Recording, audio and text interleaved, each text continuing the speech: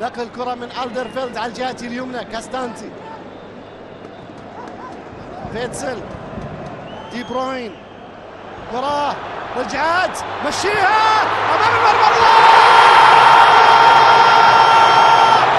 هم المصريين الممتعين، هم الفنانين، هم اللي مش هيلعبوا كأس العالم. هم الله عليك يا مصطفى، ايه الجمال ده، ايه التسديد ده، ايه المهارة دي، الله الله الله يا مصر.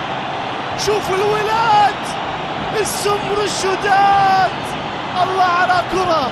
شوف مصطفى يا ابني عملت فيه ايه، ايه المهارة دي، ايه التسديدة دي، ايه الجمال ده، الله. هذا المصري، هذا المصري يا من تسأل عن مصر وكرة القدم. اهو اهو مصري، اهو يا سلام يا مصطفى، ايه اللي عملته يا مصطفى. كورتوا، بص شوف زينا، بص شوف زينا.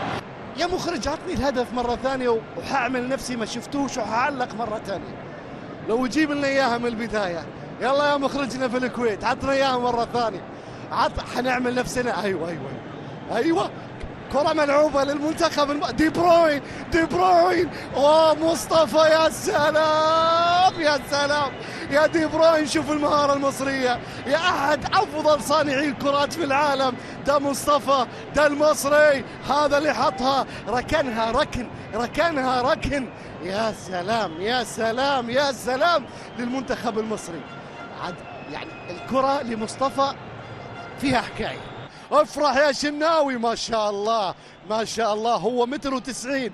العمل التكتيكي والعمل التكنيكي والإبهار الكروي والمهارة الخاصة تكتيكيا بالضغط العالي، ومن ثم الكرة الأمام عمر صلاح، صلاح لتريزيجيه، تريزيجيه حطها الله عليه يا فيفا. بص شوف يا فيفا، بص شوف المنتخب المصري بيعمل ايه. الله يا تريزيجيه، الله يا مستر صلاح، الله على هدف ثاني. طرب ايه، جمال ايه، مصر بكل ابنائها بكل احبابها تتقدم بالهدف الثاني. افرحي يا ام الدنيا، افرحي افرحي، ربي كاتب لك الفرح، افرحي.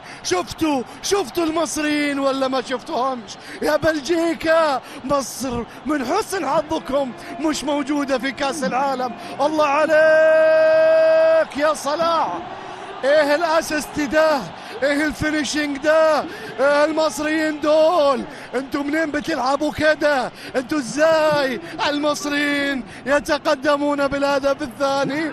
بلجيكا يجرح كبرياؤها بعد سلسلة من المباريات بعدم الخسائر. هدف كم افرحني وكم احزنني، كم أفرحني بتقدم مصر وكم أحزنني على غياب الفراعنة عن المونديال. لما نصف المباراة بالوصف، طبعا العاطفة معروف أنها مع المنتخب المصري ولا تحتاج إلى دلالات، ولكن أتكلم كراسكو هدف للمنتخب البلجيكي، أول مرور من أكرم توفيق. كراسكو أخيرا تنفس ويسجل أوبندا هدف المنتخب البلجيكي، هدف المنتخب البلجيكي، أول وصول حقيقي في الشوط الثاني منتخب بلجيكا يسجل هدف، أول وصول. شوف هذه الكرة والعرضية، أول عرضية. تخيل أن كراسكو ظل 75 دقيقة محروم من لعب الكرات العرضية بسبب أكرم توفيق، والآن أول كرة تصل أمام المرمى يسجل من خلالها المنتخب البلجيكي هدف في مرمى الشناوي، يعلن عن تقليص الفارق المنتخب البلجيكي في آخر ربع ساعة.